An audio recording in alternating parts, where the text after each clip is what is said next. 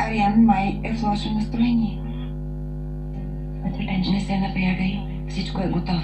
Кое? Кое? Роли те чака горе на терасата. Тръгвай.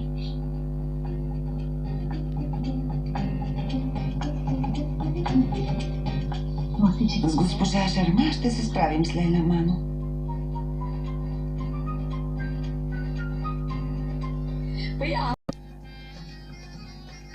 Благодаря ти.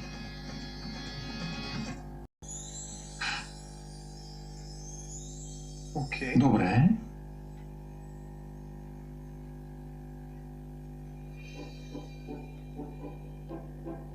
Добре. Но... Момент.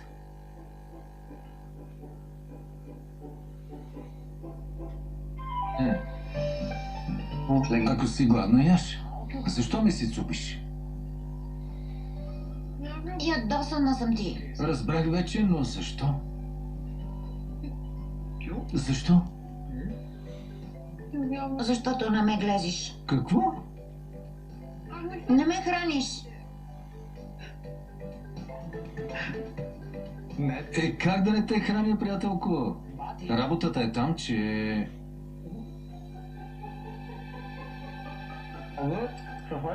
Работата е там, че... Слушай. Искаш обяснение да дадеш. Искаш да ми дадеш обяснение? Първо яш. Няма да ми обясняваш. Не ми се слуша.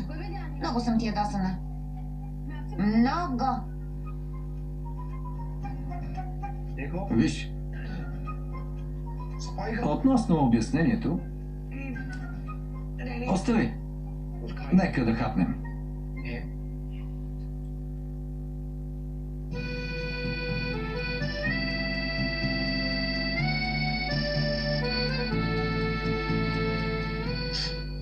Ако си толкова гладна, защо до сега храни мен?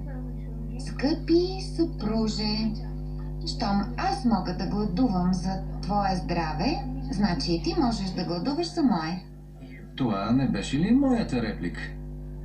Знам. Знам също, че си много гладен. Не си ял, нали? Добре, че Леля се разсея и прекъснахме глада ми. Сега остава Прем да прекъсне поста на Кака.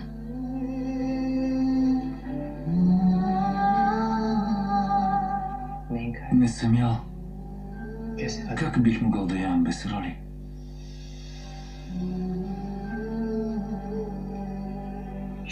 Мирише много вкусно. Да ядем. Хайде.